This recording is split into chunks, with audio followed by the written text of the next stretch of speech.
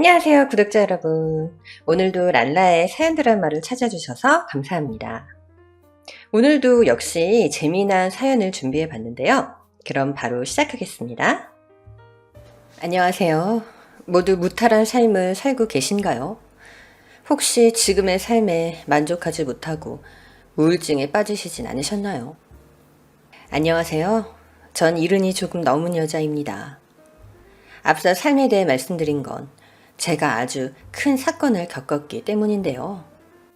랄라의 여러 사연자들이 겪었던 일도 물론 너무 안타깝고 화가 나지만 전 세상을 떠들썩한 사건으로 작게 뉴스까지 나왔던 주인공이랍니다. 영화보다 더 영화 같고 믿을 수 없는 제 이야기를 들으시면 많이들 놀라실 거예요. 그럼 제 이야기를 꼭 들어주세요. 제가 남편을 처음 만난 건 50년 전이었습니다. 시골에서 축산업을 하던 남편은 마을 돈을 다 끌어모을 만큼 능력 있는 사람이었죠. 그의 성실함과 능력에 반한 전 3개월의 짧은 연애를 하고 결혼을 했답니다. 남편은 결혼 후에도 쉼없이 일에만 매진했고 전 편하게 그 일을 내조하며 지냈죠. 그런데 저희 부부에게 아이가 생기지 않았습니다. 그 당시 아이를 낳지 못한다는 건 손가락질을 당할 만큼 큰 잘못이었기 때문에 시부모님의 비난과 욕을 매일같이 들어야 했어요. 남편은 항상 제 편이었기 때문에 무자식의 상팔자라며 둘이 살아도 좋다고 했답니다. 하지만 강산이 한번 바뀌자 하늘도 제가 가여웠는지 아이를 선물해 주셨어요.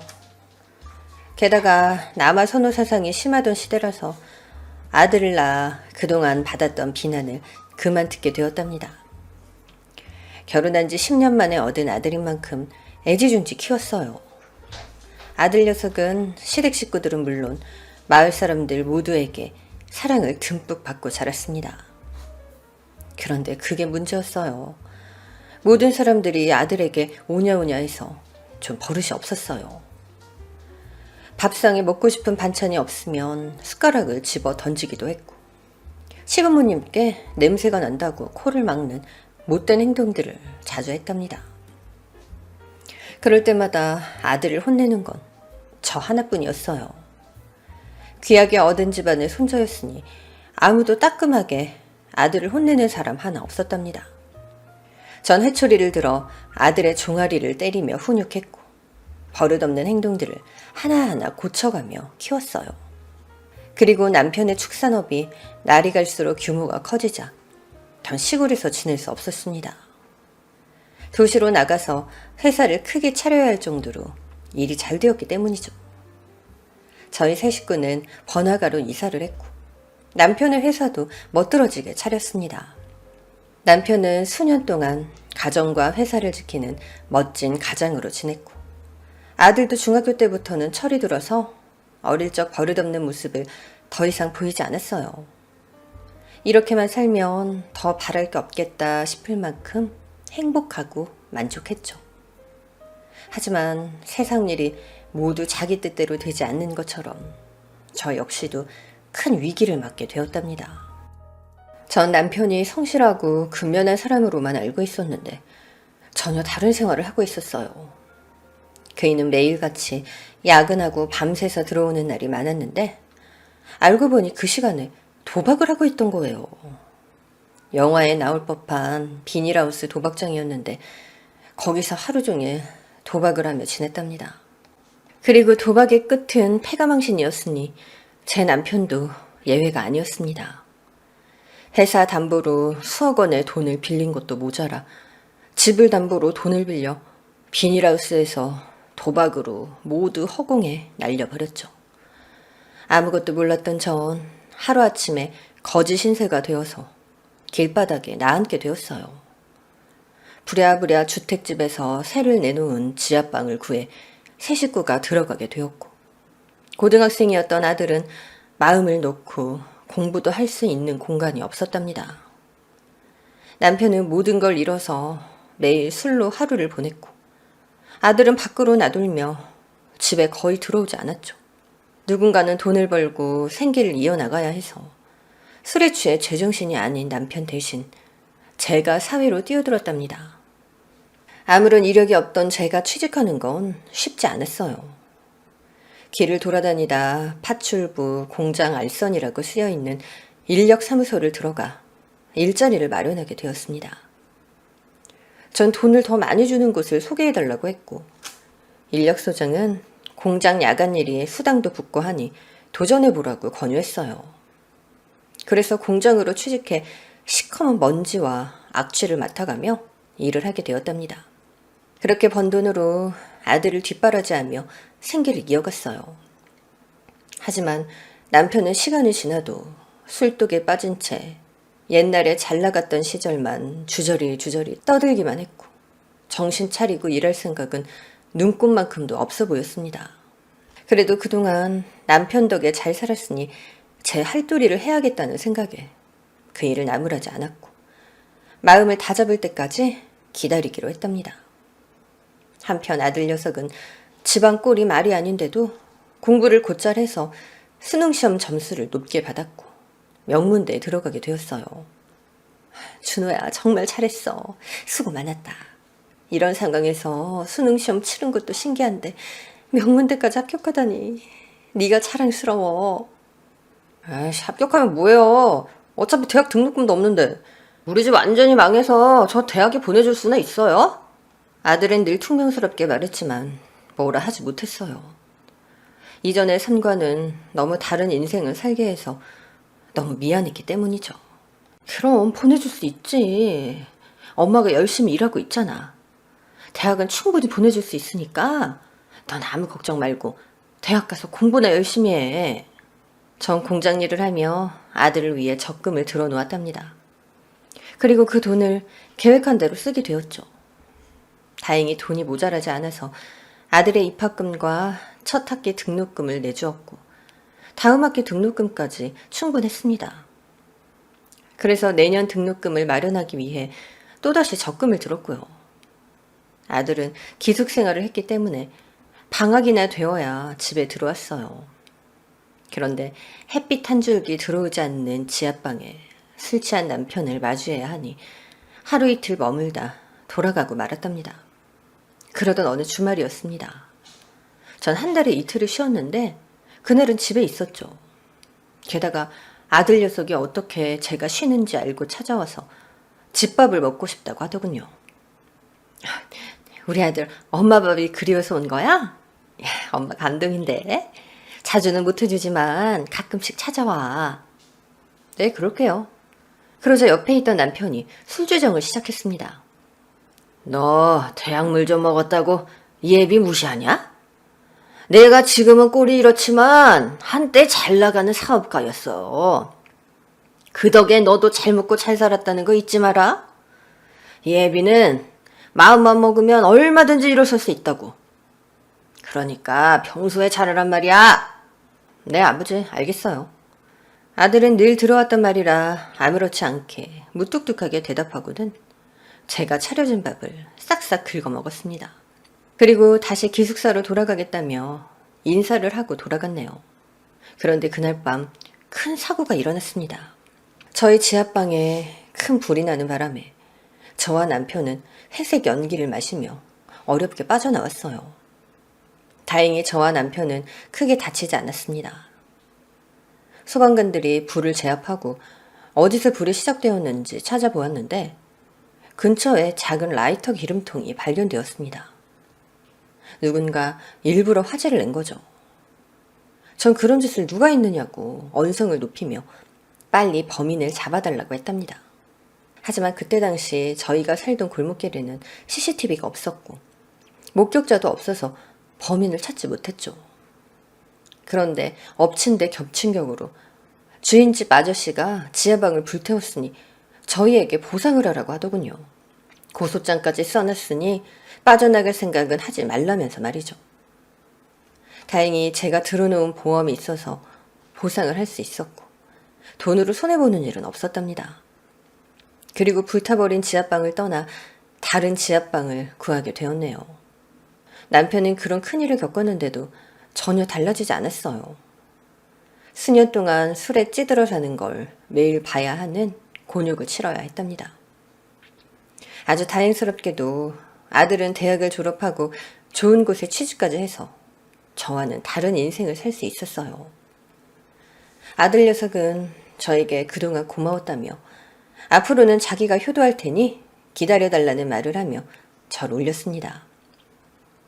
그렇게 저와 남편은 똑같은 삶을 반복했고 참다 못한 전 이혼을 결심하게 되었어요.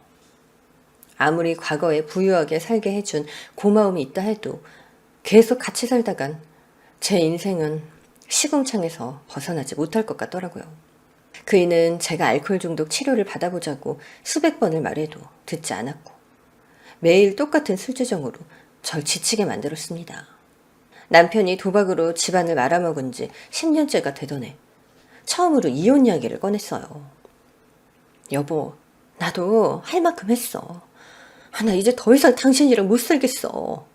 밤마다 공장 가서 해 뜰 때까지 개고생하고 들어오는 내가 안쓰럽지도 않아? 당신이 달라지지 않을 것 같으니까 우리 그만 이혼해. 뭐? 이혼? 내가 돈 벌어다 줄 땐 아주 좋아 죽더만. 이빨 빠진 호랑이 되었다고 바로 버리려고 하는 거야? 바로 버리다니 10년이야. 자그마치 10년이라고. 나도 할 만큼 했잖아. 그러니까 나 좀 놔줘. 당신이란 사람과 계속 살다간 나까지 미쳐버리겠다고. 그래, 당신 마음대로 해. 뭐 그깟 이혼하자고 하면 내가 뭐 겁이라도 먹을 줄 알았어? 그이는 사과 한마디 없이 계속 떵떵거리며 술주정을 했고 전 마음을 굳히고 이혼 서류를 작성했답니다. 그리고 이혼 서류를 남편에게 주려는데 아들 녀석이 갑자기 집에 여자를 데리고 왔습니다. 결혼할 여자라면서 소개를 하더라고요. 어머님, 아버님 안녕하세요. 준호하고 결혼할 이미경이라고 합니다. 저희는 대학 때부터 오랜 시간을 사귀어왔어요. 그런데 이제야 찾아뵙게 돼서 너무 죄송하네요. 아니야. 이렇게 찾아와준 것만으로도 너무 고마워. 그런데 준호는 대학생을 하면서 이런 예쁜 여자친구 사귄 걸 왜 비밀로 한 거야? 진작 알았더라면 더 좋았을 텐데. 그러자 아들이 무뚝뚝하게 대답했습니다. 어쩌다 보니까 그렇게 됐어요. 공부하기도 바쁘고 졸업하고는 일하느라 바빠서 타이밍을 못 잡았어요. 어쨌든 저 결혼할 거예요. 회사에서 대출 되니까 엄만 돈에 신경 쓰지 않으셔도 됩니다. 무슨 소리야. 이 엄마가 그동안 널 위해서 적금 들어놨어. 이런 날이 언젠가 올 줄 알고 말이야. 엄마가 많이는 못 도와주지만 받아줘. 그래야 엄마가 마음 편히 발 뻗고 자지 않겠어? 뭐 그럼 그렇게 하세요. 그리고 아버지, 결혼식에는 술 취해서 오시지 않으셨으면 해요. 부탁드릴게요. 이에 남편은 가만히 고개를 숙이고 있었습니다. 예비 며느리 앞에서 부끄러웠는지 축하한다는 말만 남기더라고요. 몇 달 뒤 아들 내외가 결혼식을 올리고 두 사람의 회사에 가까운 아파트를 장만했습니다. 물론 제가 좀 도와줘서 대출을 많이 하지 않고 마련하게 되었죠. 전 아들 인생에 문제가 없고 하니 남편에게 다시 이혼 이야기를 꺼냈답니다.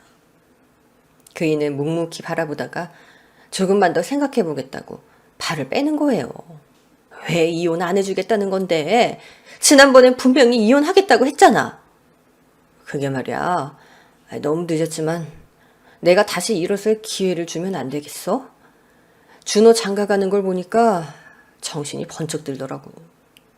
알코올 치료받고 사회로 복귀할게. 그러니까 아니 됐어. 나 당신한테 질릴 대로 질렸어. 제발 내 인생에서 좀 나가줘. 부탁이야. 당신이 달라진다고 해도 이미 내 속은 갈기갈기 찢겼단 말이야. 그러니까 각자 인생에 충실하면서 살자. 남편은 그렇게 이혼 서류를 빤히 들여다보다가 이내 밖으로 나가버렸습니다. 전 긴 한숨을 내쉬며 그이가 다시 돌아오면 꼭 이혼 서류에 도장을 받아내겠다고 다짐했어요. 그런데 그이는 하루가 지나고 이틀이 지나도 집에 돌아오지 않았습니다. 저와 이혼하기 싫어서 버티려고 하는 것 같았죠. 그런데 일주일이 지나도 돌아오지 않아서 걱정이 시작됐답니다. 아무리 미운 남편이지만 뭔 일 났으면 어쩌나 하는 불길한 예감이 들더라고요. 때마침 아들과 며느리가 집으로 찾아왔고 전 남편이 가출해서 들어오지 않는다고 말했습니다. 준호야, 아무래도 경찰에 신고라도 해야겠어. 아니, 네 아빠한테 무슨 일이라도 생긴 거면 어떡해? 엄마, 나 사실은 아버지 만났어요. 그 얘기 전하려고 엄마 찾아온 거예요. 뭐? 아빠를 만났어? 어디서? 그게 서울역에서요. 거기서 노숙을 하고 있더라고요. 여전히 술에 찌들어 계셨고요. 제가 한눈에 알아보고 집으로 모셔오려고 했는데 아버지 당신 인생은 이제 혼자 사시겠다며 방해하지 말라네요. 엄마한테도 찾지 말라고 전하라고 하셨어요. 그럴 리가. 내가 얼마 전에 네 아빠한테 이혼하자고 버럭했는데 정신 차리고 살겠다고 했는데 네 아빠가 술에 미쳐있긴 하지만 거짓말할 사람은 아니잖니. 그런 결심을 한 양반이 노숙자가 돼서 살겠단 말을 했다고? 그리고 혼자 그렇게 살 거면 이혼 도장이라도 찍고 가야 하는 거 아니니? 안 되겠다. 네 아빠한테 찾아가서 내가 직접 들어야겠어. 거기가 어디니? 앞장서. 그러자 아들과 며느리는 진정을 하면서 흥분을 가라앉히고 밥이라도 먹고 가자고 하더군요.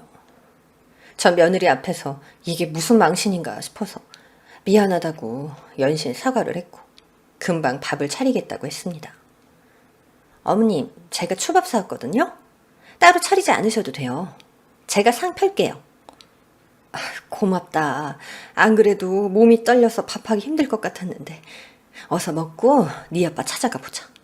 전 살이 떨리는 와중에도 아들과 며느리가 권하는 바람에 초밥을 우걱우걱 씹어 먹었습니다. 맛있는지도 못 느끼고 억지로 배를 채웠죠. 그렇게 배를 채우자 피로가 몰려왔고 남편을 찾아가기는커녕 깊은 잠에 빠져들었습니다. 얼마나 잤는지 모를 만큼 길게 잔 기분이었어요. 눈을 뜨자 머리가 깨질 듯이 아파 아들을 불렀죠. 준호야, 서랍에 두통약 좀 줄래? 준호야. 하지만 대답을 하는 건 아들이 아닌 낯선 여자였습니다. 신참 아줌마가 아들 꿈을 꿨나 보네. 누군지 모를 목소리에 몸을 일으켜 세웠습니다. 그리고 머리가 가려워 긁으려고 오른손을 들었더니 왼손이 따라 올라가는 겁니다. 뭔가 해서 눈앞을 봤더니 글쎄 제 손목에 쇠고랑이 채워져 있는 거예요.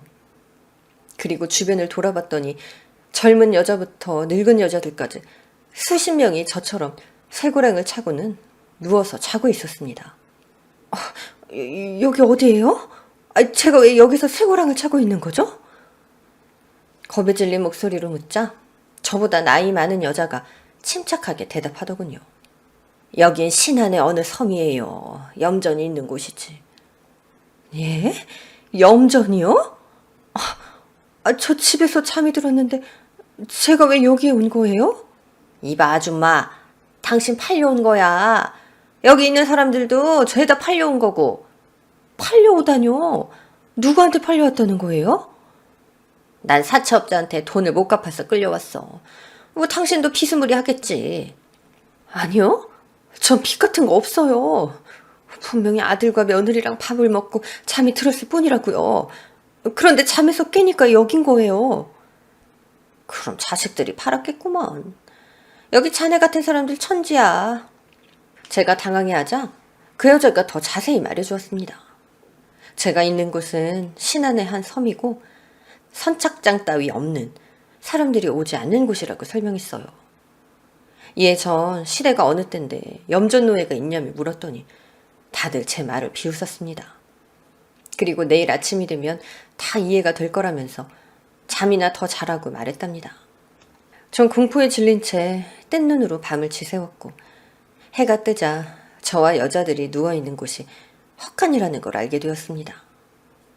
이윽고 무섭게 생긴 남자 여럿이 들어와서 쇠고랑을 차례대로 풀었고 일렬로 줄을 세워서 어디론가 향했어요. 그리고 눈앞에 드넓은 염전이 펼쳐졌습니다. 자, 일할 시간이다. 꾀 피우는 사람은 가만 안 둘 테니까 각자 할당량을 충족시키도록. 그러자 모든 여자가 네 하고 대답을 했고 도구를 하나씩 들고 염전 안으로 들어갔습니다. 전 이 모든 상황이 이해되지 않아서 관리자로 보이는 사람에게 물었어요. 뭐가 잘못됐어요. 전 여기 온 적이 없어요. 누군가 실수로 데려다 놓은 것 같다고요. 알아. 네 자식이랑 며느리가 데려다 놨는데? 나한테 돈도 받아갖고 말이야. 그러니까 잔말 말고 저 여자들 하는 것처럼 일을 시작하라고. 농땡이 피우면 밥 안 줄 테니까 열심히 해. 제 눈앞에 펼쳐진 건 정말 영화에서나 가능한 장면이었습니다. 세상에 염전 노예라니. 그때가 쌍팔년도도 아니고 2014년이었는데 말이에요. 황당하고 기가 막힌 상황에 전 주머니를 뒤져서 핸드폰을 찾아봤어요. 하지만 핸드폰이 있을 리가 없었죠. 결국 무서운 남자들의 경고에 염전 안으로 들어가서 시키는 일을 하게 되었습니다.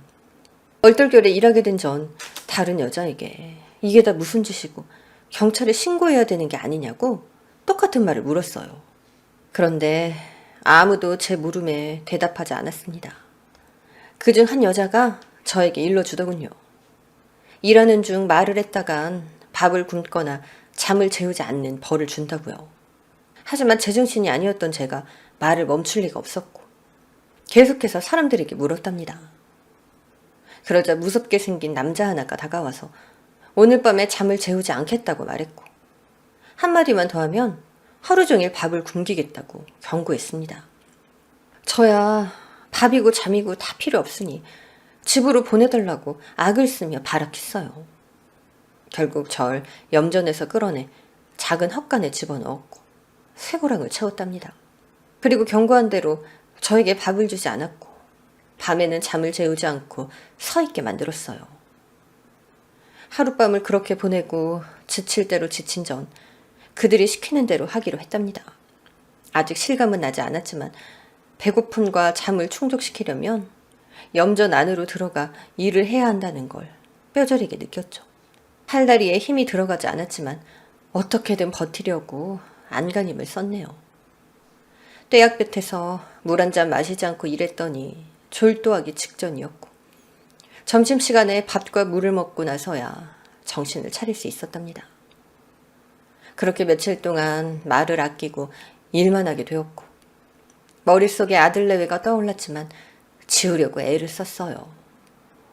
자식들이 저지른 짓이 아니라고 믿고 싶었으니까요.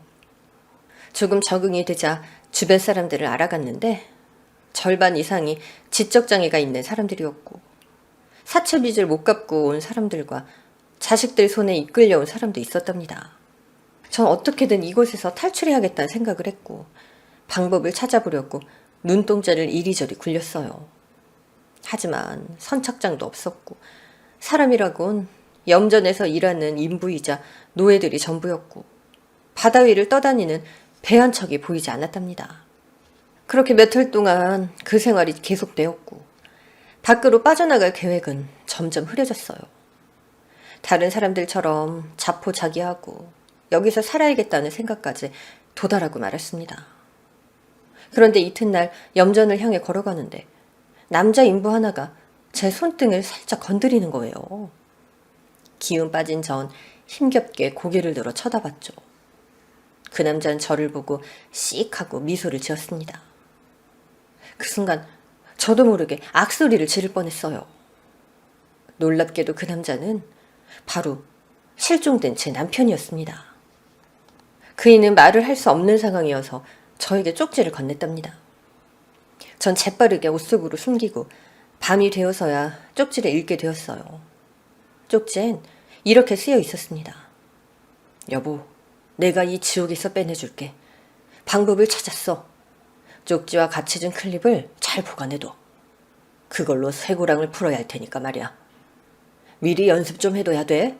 그리고 내가 신호를 주는 날에 쇠고랑을 풀고 헛간 창문으로 넘어와. 나머지는 내가 알아서 할 테니까 걱정하지 말고. 미안하고 사랑해 여보. 그이가 어떤 경로로 여길 들어왔냐 묻고 싶었지만 당장은 탈출하는 게 우선이었기 때문에 남편이 탈출 신호를 보내줄 때까지 클립으로 쇠고랑을 푸는 연습을 했답니다. 며칠 동안은 쇠고랑이 열리지 않아서 고생을 했는데 클립이 저의 살고 싶다는 희망을 알았는지 쇠고랑을 찰칵하고 열어주었네요.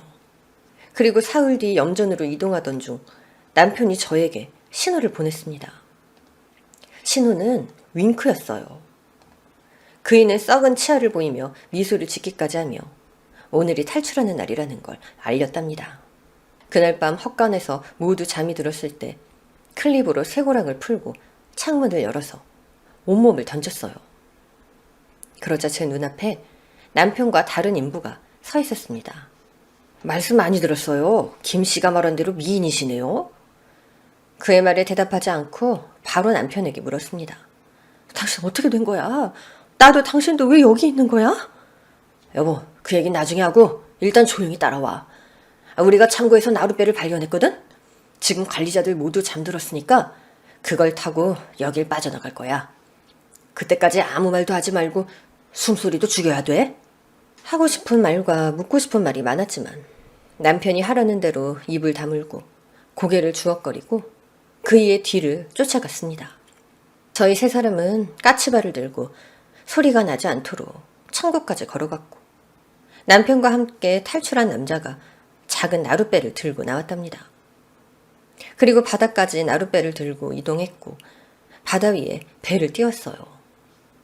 다행히 배는 가라앉지 않아서 안도의 한숨을 내쉬고 배 위에 올랐습니다. 그런데 그때 염전 관리자가 호각을 부르며 도망자다! 빨리 일어나! 하고 소리쳤습니다. 저희 셋은 노가 없어서 손으로 노를 저으며 바다 위를 달려가기 시작했어요. 하지만 염전 관리자들이 소유한 통통배우 시동소리가 들리자 무시무시한 공포가 다가왔답니다. 저와 남편 그리고 이름 모를 남자는 젖먹던 힘을 다해 두 팔을 저으며 속력을 높였어요. 한참 동안 추격전을 이어갔는데 통통배와 나룻배의 거리는 좁혀졌고 조금만 더 있으면 잡히고 말 것 같았죠. 그런데 희망의 불빛이 저희 세 사람 눈앞에 비춰졌습니다. 해경이 나타난 거죠. 저희 세 사람은 양팔을 들어올리고 크게 팔을 흔들었습니다. 살려주세요! 살려주세요! 그러자 저희를 따라오던 염전 통통배는 되돌아갔고 해경들은 저희를 큰 배 위로 올렸답니다. 알고 보니 해경들은 밤마다 의무적으로 순찰을 한다고 말했고 저희는 그 시간에 겹쳐서 발견되었다고 했어요. 그리고 남편이 해경들에게 염전 노예로 일했던 사실과 지금도 갇혀있는 사람들이 무수히 많다고 전했습니다. 그러자 해경 하나가 무전기로 높은 사람에게 무전을 했고 1시간 만에 무장한 수십 명의 해경들이 나타났어요. 그렇게 저와 남편이 있던 곳의 사람들은 모두 해경들의 손에 구출되었고 염전 관리자들은 모두 현행범으로 체포되었답니다. 그렇게 섬에서 탈출한 저희 부부와 많은 사람들은 모두 대학병원으로 옮겨져 몸에 이상이 있는지 검사를 받았고 링거를 맞으며 며칠 동안 입원하게 되었습니다. 그 와중에 텔레비전에서는 저희가 탈출한 섬에 대한 뉴스 속보가 연신 이어졌고 기자들은 하나같이 입을 모아 충격적인 사건이라고 말했어요. 또 경찰과 검찰이 합동해 조사에 나섰는데 염전 카르텔이라는 조직이 있는 것으로 드러났고 그들이 인권을 착취한 과정들이 낱낱이 밝혀졌습니다. 지적장애인들에게 큰 돈을 벌 수 있다고 유혹해 데리고 오는 브로커들이 존재하기도 했고 감당하지 못할 사채빚이나 도박빚을 진 사람들이 끌려왔다는 소식을 전했어요. 게다가 저희 부부처럼 영문도 모르고 자고 일어났더니 염전에 있던 사람들은 가족이나 이웃들이 수면제를 먹이고 브로커에게 돈을 받고 넘기는 끔찍한 소식까지 나왔답니다. 전 옆에 누워있는 남편에게 조심스레 물었습니다.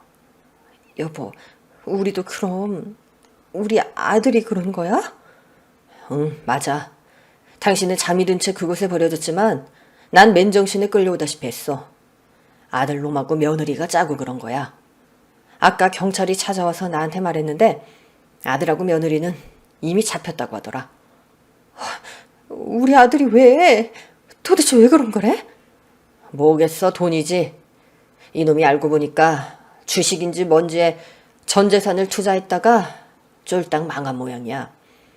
그래서 돈이 급해지니 이런 일을 벌인 거지.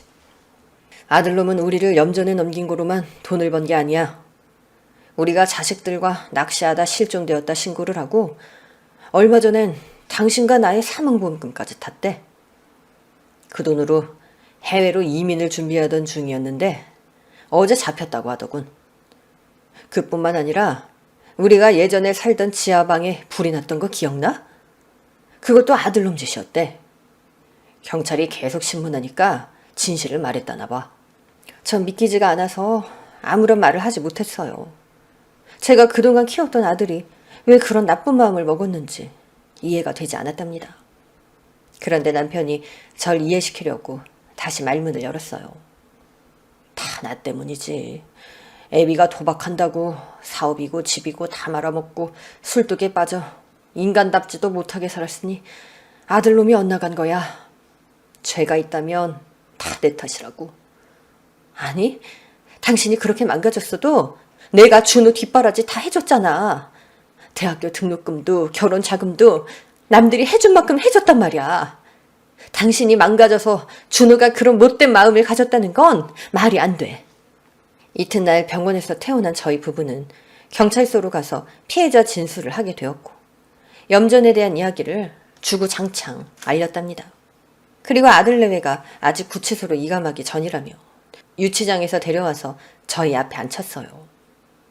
남편은 긴 한숨을 내쉴 뿐 아무 말도 하지 않았고 제가 먼저 아들에게 물었습니다.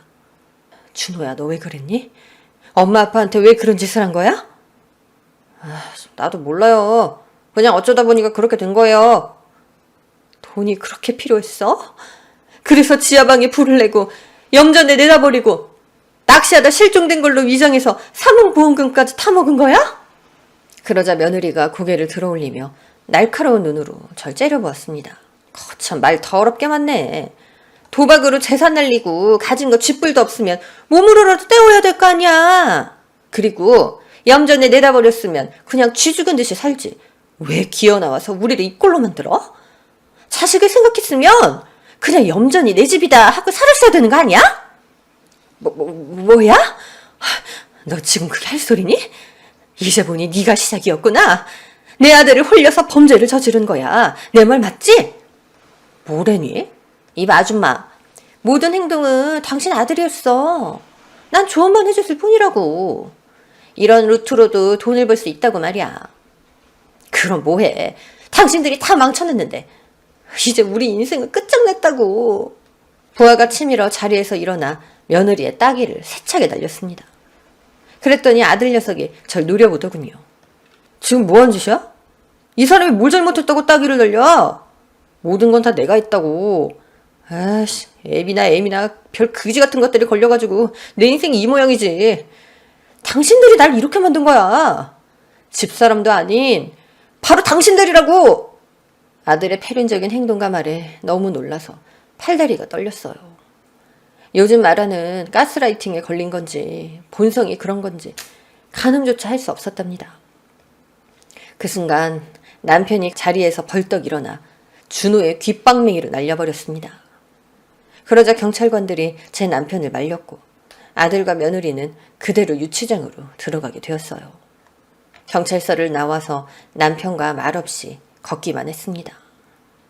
지금까지 있었던 일이 꿈이길 바라는 마음을 가지고 말이죠. 한참을 거닐고 나서야 남편이 먼저 이혼 이야기를 꺼내더라고요. 여보, 이 모든 게 내 탓이야. 난 당신 남편으로 계속 지낼 자격이 없어. 우리 이혼하자. 당신 탓 아니래도 우리가 악마 같은 자식을 낳은 거니까 우리 둘 탓이지. 그리고 당신 술 끊었다며. 이제 사회로 복귀해서 열심히 살겠다며. 그러니까 그동안 내가 고생한 거 다시 갚아줘. 비겁하게 도망갈 생각하지 말고.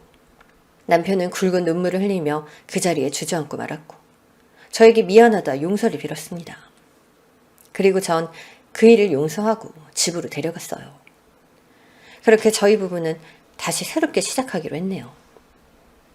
그이는 과거 축산업을 하며 알고 지내던 정육점 사장의 밑으로 들어가 일을 배우기 시작했고 전 밤에 일하던 공장을 그만두고 요구르트 아줌마라 불리는 프레시 매니저가 되었답니다. 창창한 햇살을 맞으며 일할 수 있는 걸 찾다 보니 이 일을 선택하게 되었죠.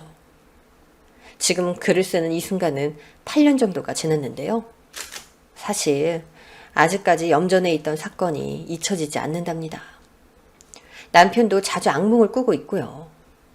언제 완전히 벗어날지 모르지만 하루빨리 섬에서 있던 기억들과 아들 내외가 기억에서 사라졌으면 좋겠네요. 지금까지 영화보다 더 영화 같은 제 이야기를 펼쳐봤습니다. 여러분도 믿기지 않으시죠? 비록 남편이 과거에 잘못은 했지만 아들이 범죄자가 된 건 남편 탓은 아니라고 생각합니다. 그이와 전 열심히 그리고 하루하루를 감사하며 행복하게 지내고 있으니 앞으로 잘 살라고 옛 기억 금세 잊혀질 거라고 조언과 힘내라는 말씀 한마디를 부탁드려요. 그럼 여기서 사연을 마치겠습니다. 고맙습니다. 오늘 사연도 재미있게 들으셨나요? 오늘의 사연이 재미있으셨다면 구독과 좋아요를 눌러주세요. 그럼 또 다음 사연으로 만나요. 안녕!